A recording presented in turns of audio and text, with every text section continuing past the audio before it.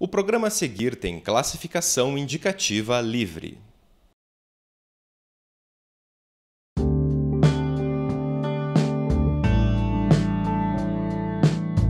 O Homem e o Cão, uma amizade de milhares de anos.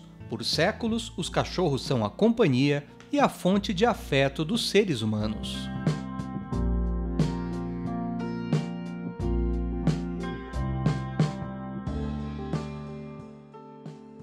Estima-se que vivam no Brasil mais de 37 milhões de cachorros de estimação. Um mercado que deve movimentar mais de 16 bilhões de reais em 2014. Produtos que vão de roupas, casinhas, acessórios, até alimentos, que representam 67% do faturamento. Só em rações para cães foram produzidas 500 mil toneladas somente nos 3 primeiros meses de 2014.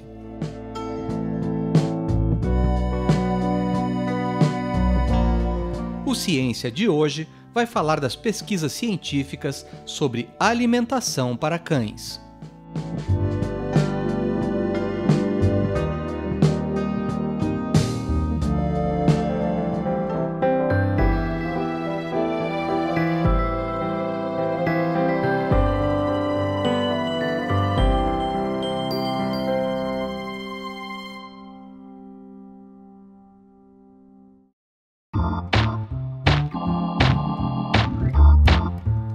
Eles estão nos apartamentos, nas casas, na rotina das pessoas.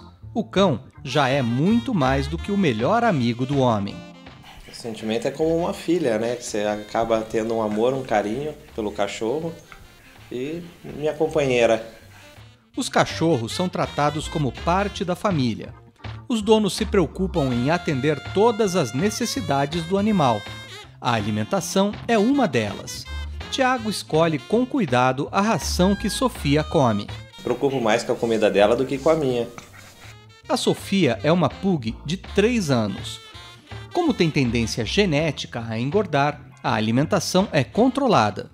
Não come fora de hora, come 2 vezes ao dia, numa quantidade certa, de manhã e no final da tarde. E alguns petiscos, raramente alguns petiscos.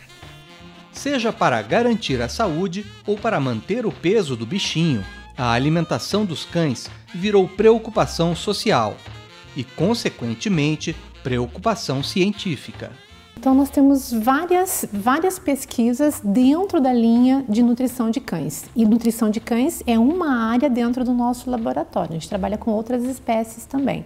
Mas especificamente dentro da nutrição de cães, nós trabalhamos com avaliação de alimentos para cães, né? Que o foco da pesquisa, ela deve ter um atendimento a uma necessidade de mercado, da indústria, do mercado consumidor, do proprietário do cão. A gente tem várias parcerias com a indústria de alimentos para animais de companhia, até porque acaba sendo mais fácil e mais prático a gente conseguir recurso de empresas privadas do que das próprias instituições federais. E acaba sendo muito bacana porque a gente alia as necessidades e as dúvidas da indústria, o que eles realmente precisam, e a gente avalia para aplicar isso depois. Acho que o cão ele acaba se assemelhando muito mais com a nutrição humana do que com a nutrição de animais de produção. Então, muitas vezes, animais de produção, a gente quer que o animal tenha o máximo desempenho, ganhe o máximo de peso ou produza o máximo. O cão não, a gente quer que ele mantenha o peso, se ele já for um animal adulto, e se mantenha saudável e com mais vida, né, por mais tempo possível.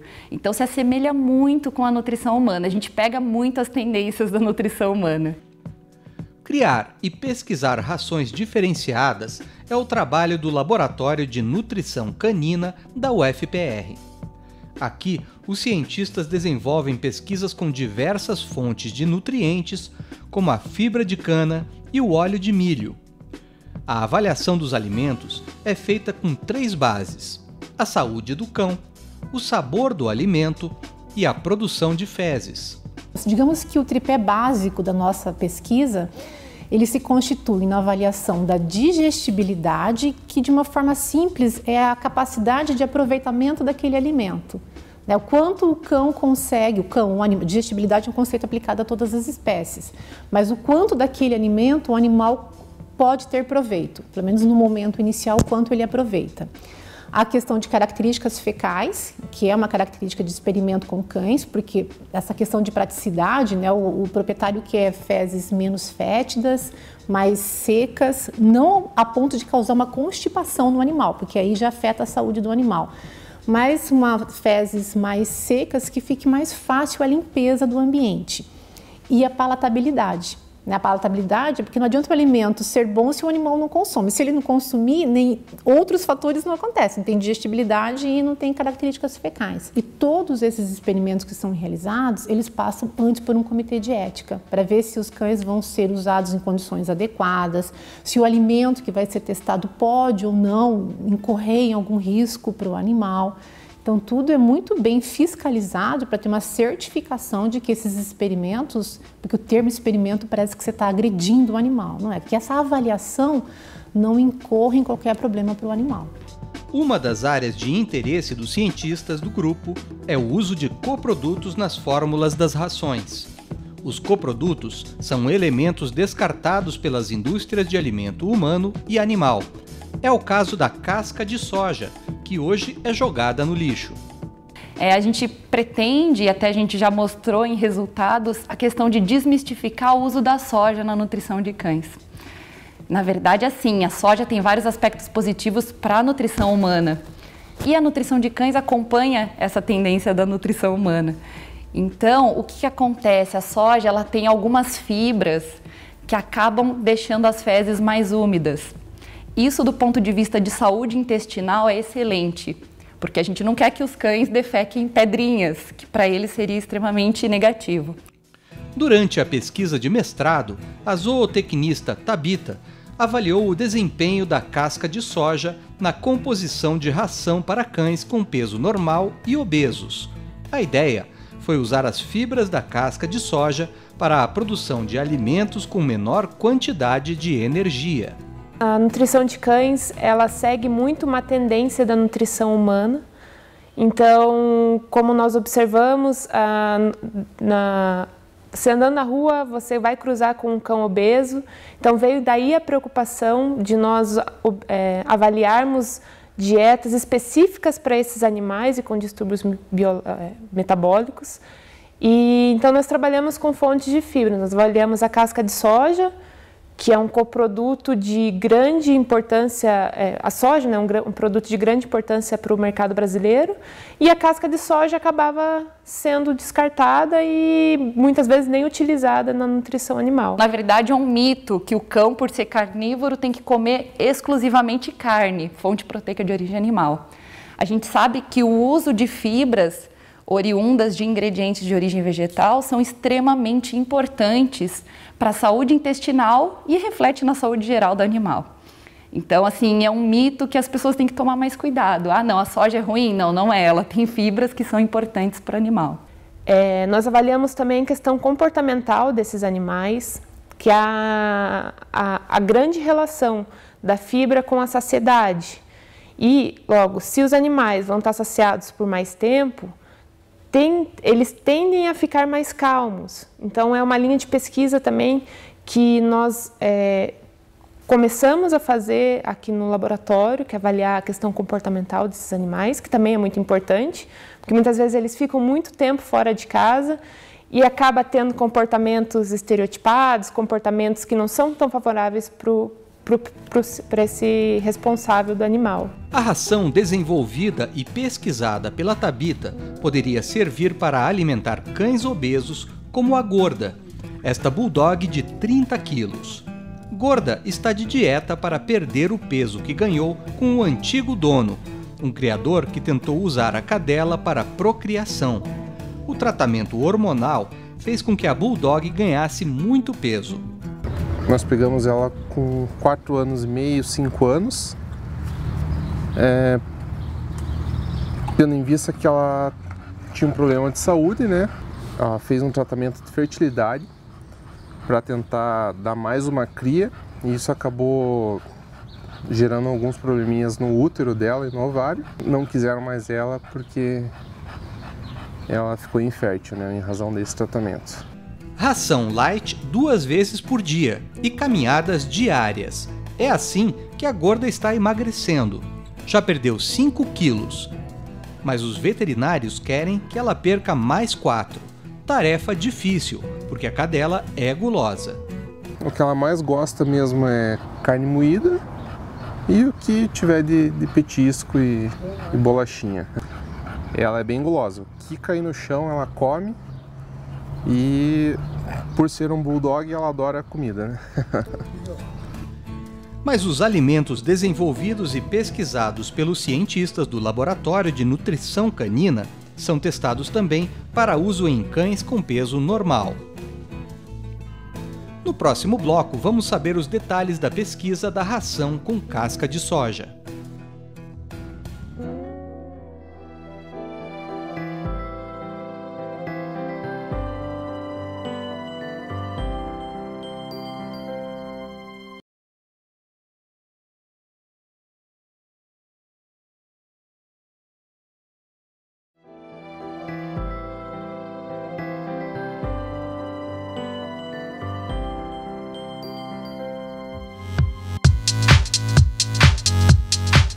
Sofia, este pug de 3 anos, adora a ração que recebe dos donos.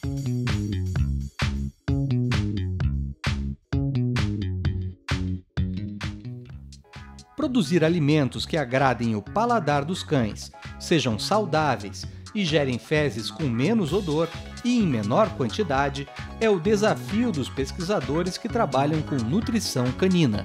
Cada vez aumenta o número de cães e a proximidade desse cão com a família, né? Então ele é criado em apartamento, dentro das casas. Então a preocupação com que a dieta não simplesmente vá suprir os nutrientes necessários, mas que garanta a esse cão um bom desenvolvimento, uma boa qualidade de vida e para o proprietário boas características fecais, né? No intuito de maior praticidade no trato diário com esse animal. A Tabita é uma destas cientistas. No trabalho de mestrado, ela estudou o uso de coprodutos na composição das rações caninas. O foco foi a casca de soja e descobrir se ela poderia substituir a polpa de beterraba mais comumente usada pela indústria de ração para cães. O problema é que a polpa é importada, o que encarece o custo da produção. Já a casca de soja pode ser encontrada facilmente no Brasil, um dos maiores produtores do grão no mundo. As fibras, elas têm características físicas químicas diferentes. Então nós temos fibras solúveis e insolúveis. A casca de soja tem um perfil de fibra solúvel e insolúvel, e a polpa de beterraba tem outro. O ideal seria mesclar tanto fibras solúveis, que têm os seus benefícios para os animais, quanto fibras insolúveis. E elas têm um perfil semelhante, então por isso que a gente acaba... A fonte que nós utilizamos de casca de soja tem um perfil semelhante, porque tem muita variação, como é um coproduto, e nós observamos trabalhos nos Estados Unidos, essa grande variabilidade de solubilidade. Então o que nós utilizamos, ela tem um perfil semelhante. A composição da ração foi desenvolvida pela pesquisadora e produzida por uma indústria parceira. O alimento foi desenvolvido para um grupo de cachorros. A cientista analisou uma série de parâmetros durante o experimento. A saúde, o comportamento e a condição corporal dos cães, a digestibilidade, que é a maneira com que aquele alimento é digerido, a palatabilidade, que é o sabor atrativo ou não, a característica das fezes e o consumo da ração pelos animais. Para isto, um grupo de cachorros provou os alimentos durante 80 dias, cada um durante um período determinado.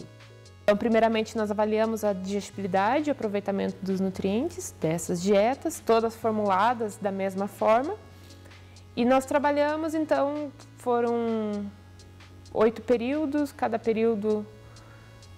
Foram 80 dias de experimento, que cada período um animal comia uma dieta, até que ao final de todo o experimento nós tivéssemos o número necessário de repetições para avaliar esses parâmetros. No laboratório, análises determinaram a quantidade de energia bruta e toda a composição nutricional da ração com casca de soja.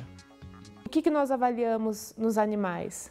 Nós avaliamos a saúde geral dele. Esse animal era constantemente avaliado, monitorado, os parâmetros sanguíneos, e avaliamos o aproveitamento da dieta, o aproveitamento de cada nutriente, a quantidade de energia, que é uma coisa muito importante quando você vai avaliar dietas para nutrição de animais obesos, é a quantidade de energia que você vai oferecer para esse animal. Se o animal já está com uma condição corporal maior, então é importante controlar a energia, a quantidade de nutrientes que está sendo oferecida. Depois, as fezes dos cães foram analisadas. O primeiro teste é o score fecal, que vai de 1 a 5. Os pesquisadores determinam a consistência e a umidade das fezes.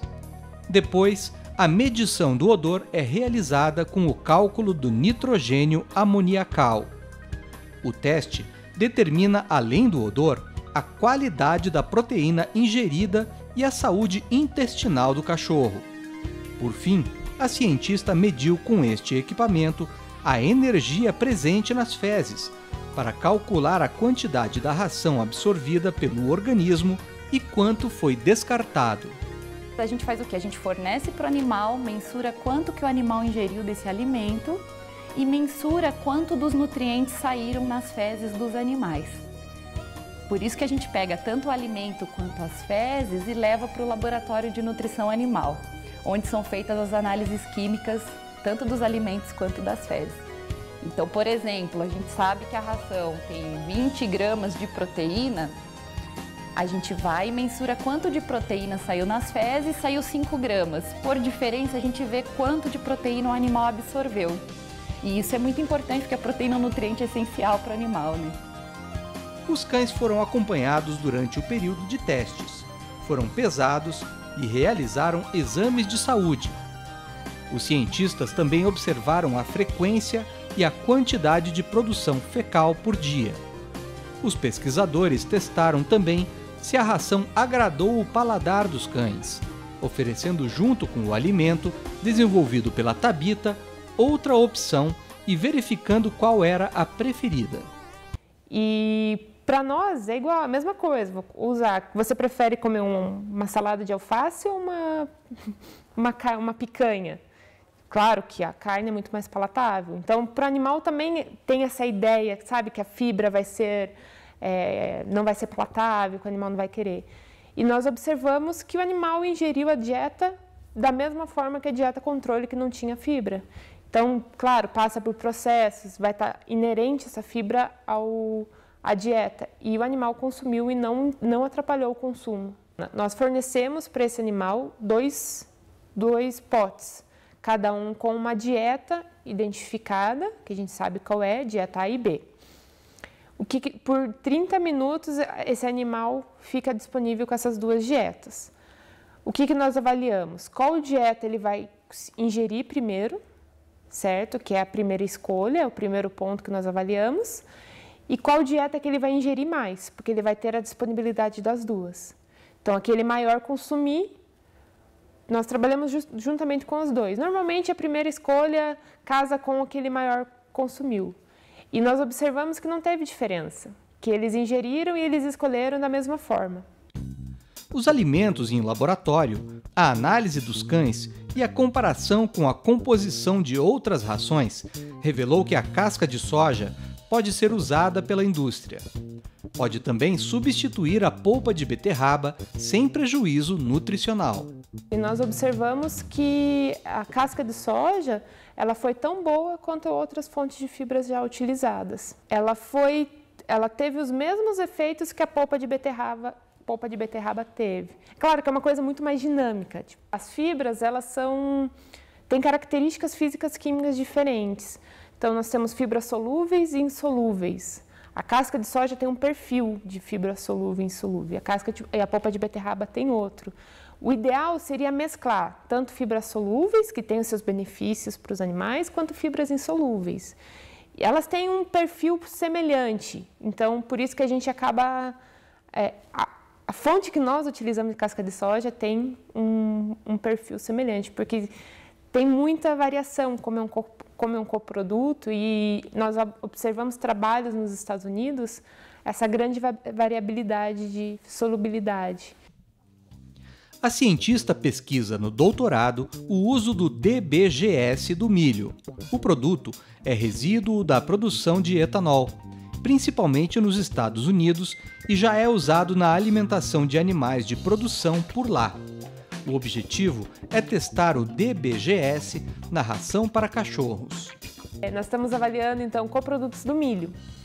O primeiro experimento, nós estamos avaliando o óleo de milho para a nutrição de cães como fonte de lipídios. Os outros experimentos, provavelmente nós vamos trabalhar com o DDGS, com o germe, com o glúten. Então, nós vamos avaliar, além do DDGS, o germe, que também é uma fonte tanto de energia para o animal, como de fibra. O glúten 60, que é uma fonte proteica bem importante, e o glúten 21. É importante falar que na nutrição de cães a gente sempre tem que buscar alternativas, tanto viáveis para uso para a saúde do animal, como viáveis economicamente. Então, no meu doutorado, eu estou continuando a trabalhar com coprodutos de origem vegetal para a nutrição de cães em geral. E por que milho? O Brasil é um dos maiores produtores mundiais de milho, então isso gera um número de coprodutos muito alto.